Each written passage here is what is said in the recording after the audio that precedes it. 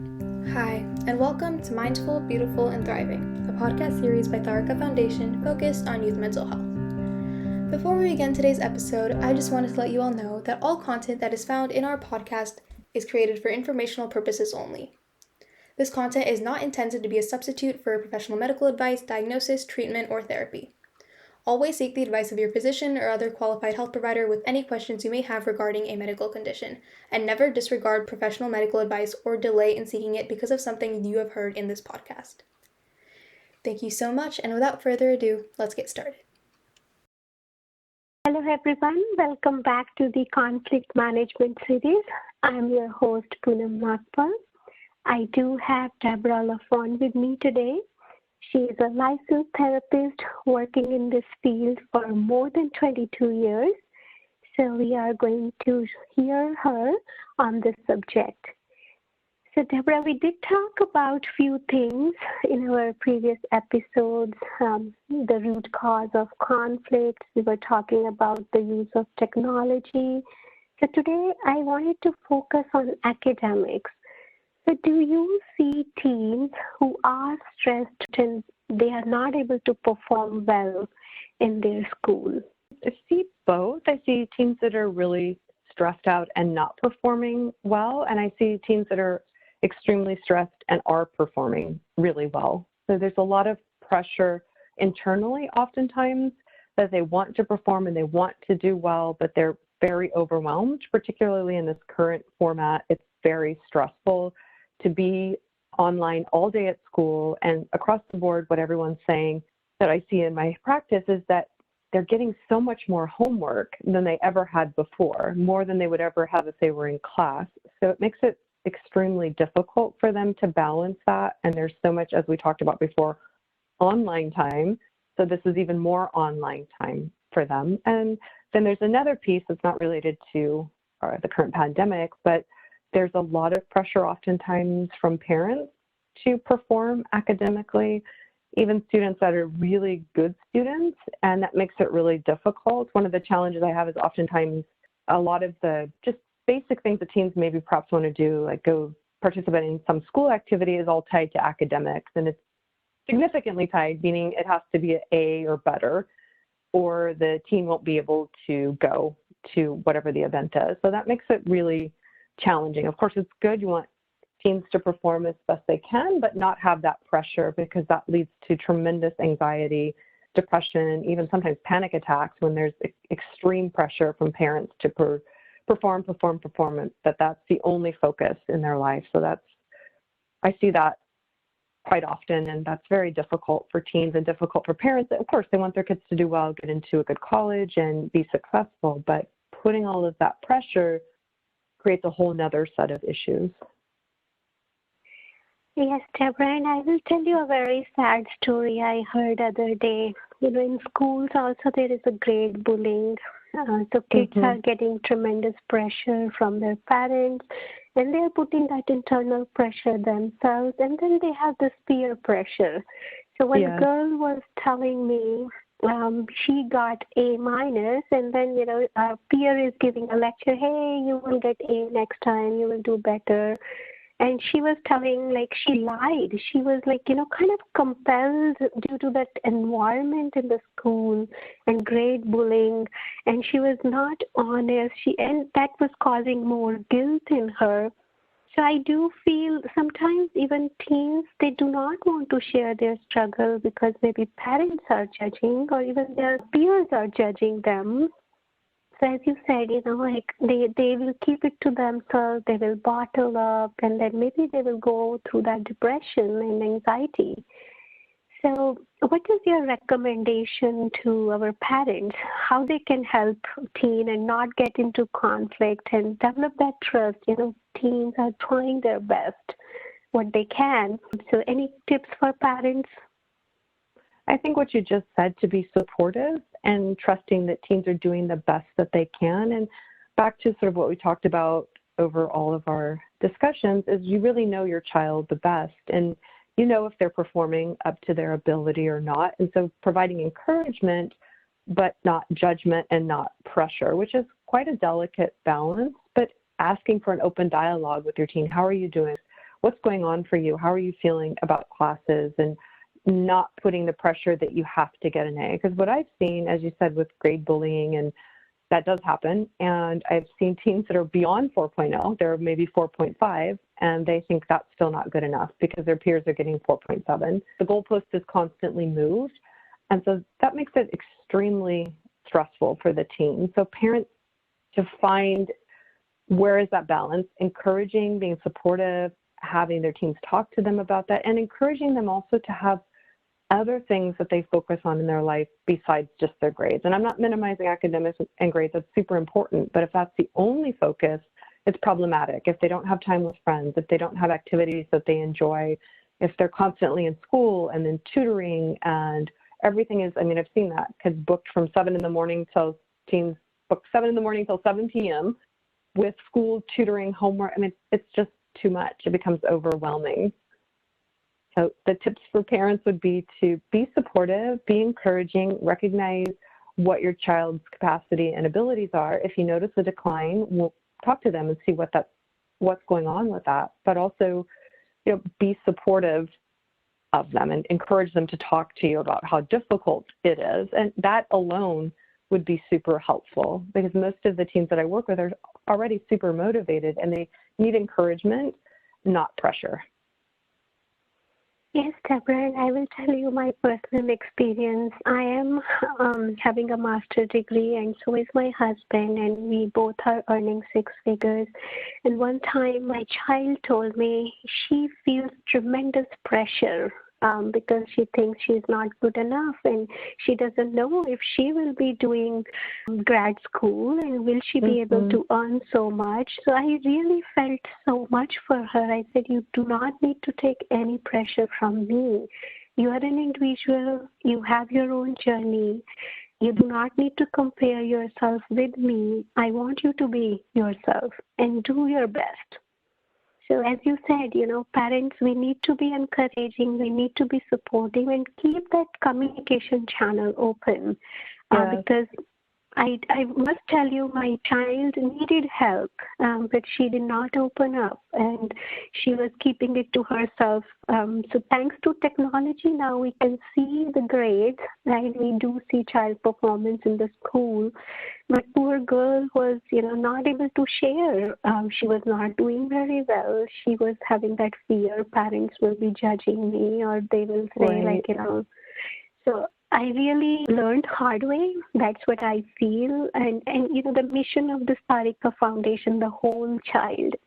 As you said, academics is very important. We are not underestimating that. But having that whole development, right? Like socially, you are happy and you're doing something for your community.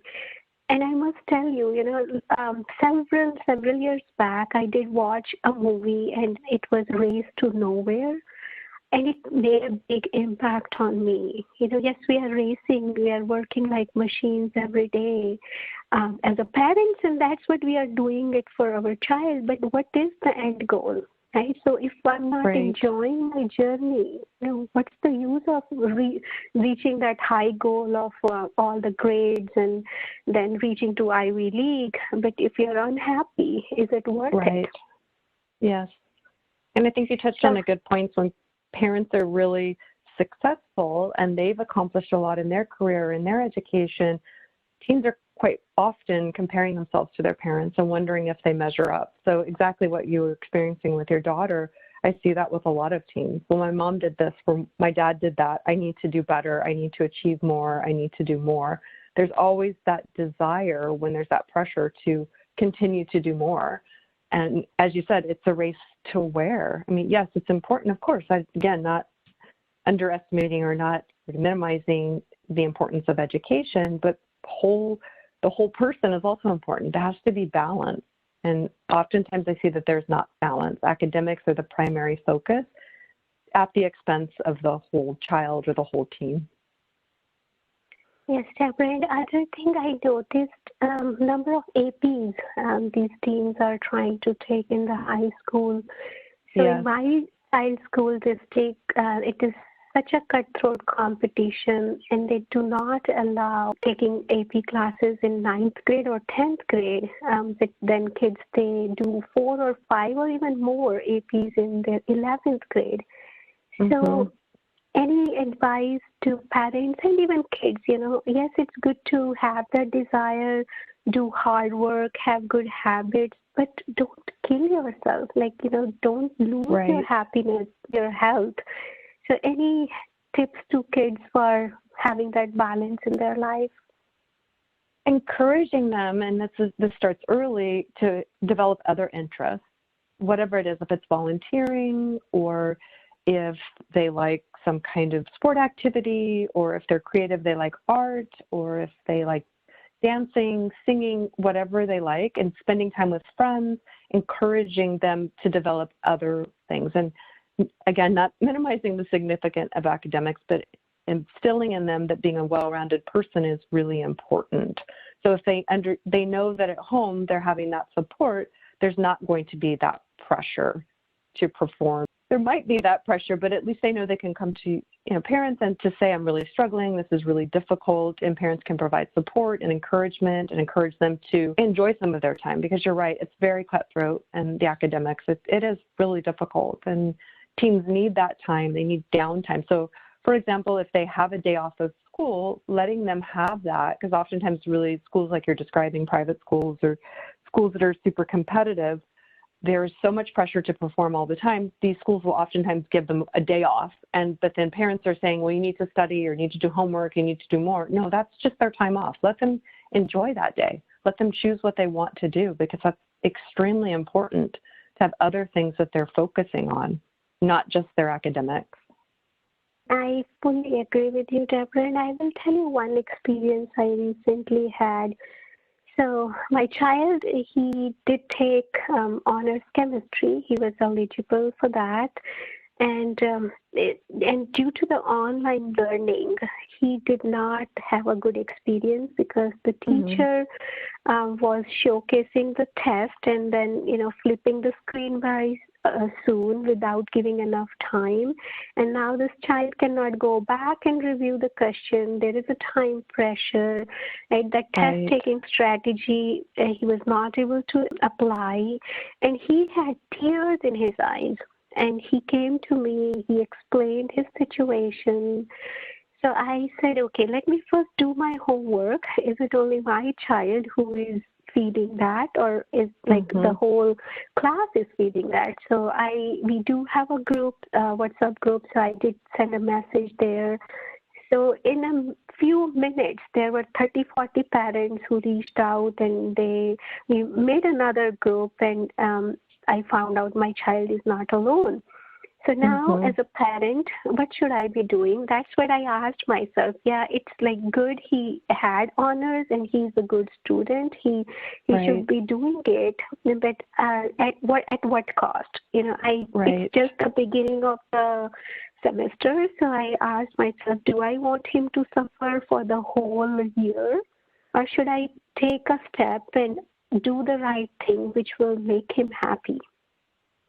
So it was a difficult decision, to be honest. I did feel like, he could have done it, but then I moved him to the normal level. I must tell you, he's such a happy child now, and he feels, as you said, that parent support makes a huge difference. So I'm glad he came to me. We talked. I did get involved a little bit. I did ask him even to stand up for himself, send an email to his teacher and tell his difficulties. So we did that, but teacher said, hey, I will keep doing this way. You need to increase your fluency and, reading speed and all. So I had to, accept it. I'm not going to change the teacher or change the system, but my child happiness is most important to me. So as you said, parents, as a parent, we need to be supportive. We need to keep that communication channel open and have that empathy.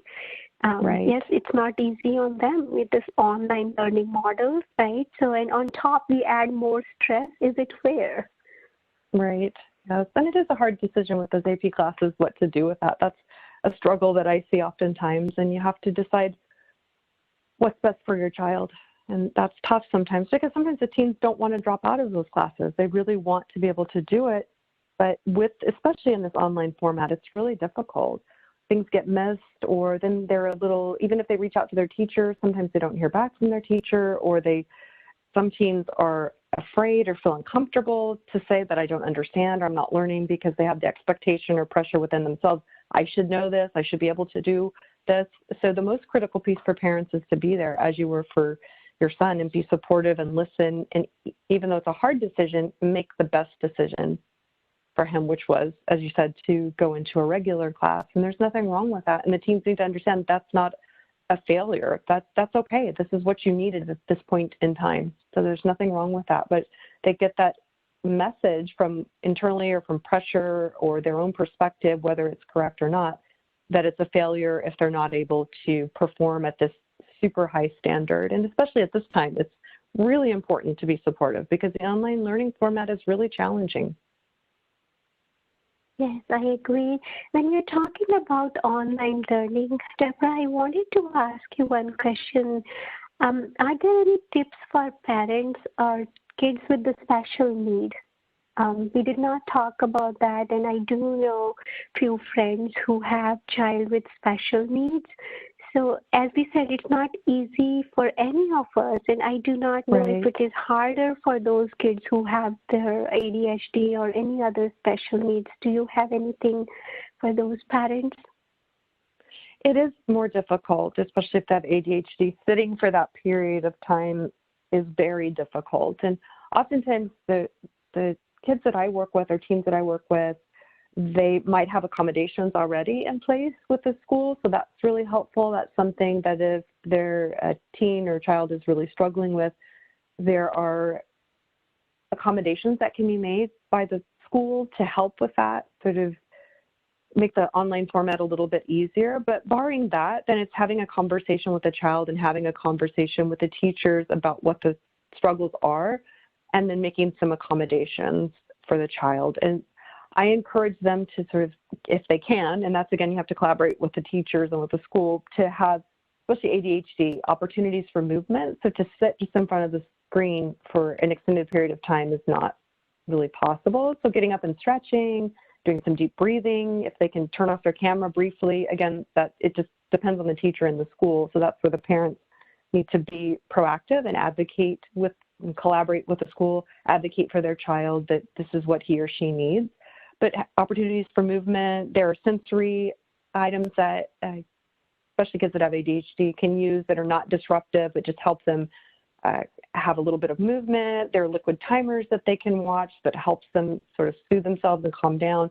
There are sensory bands that they can put on their chair so that they can move their feet around. So lots of things that they can do, but that requires working with the school just to make sure that doesn't get them into trouble for doing some of those things. Because oftentimes teens will say, I can't turn off my camera.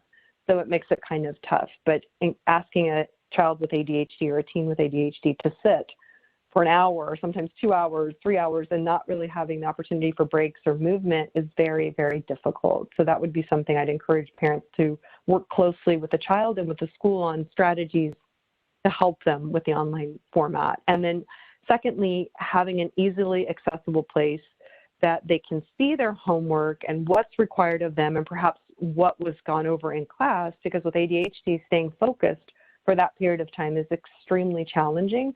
And oftentimes the teens and kids I work with that have ADHD will miss assignments or they'll miss concepts that were taught in class because of their ADHD, and that can create a whole series of problems. So knowing where they can access the information, and again, working with the teacher and talking about, hey, my child is or teen is struggling with this issue, can we work together to help support him or her? Wow, so many good tips. Thank you so much, Deborah, for your insightful thoughts with sharing with us. I would like to say thank you again for joining us today. We will continue our conversation on this conflict management related to academics in our next episode. Thank you very much for joining us. Thank you for listening to Mindful, Beautiful and Thriving, a podcast series by Tarika Foundation focused on youth mental health. If you like our podcast, please subscribe and share it with your friends. Stay safe and healthy. Till next time.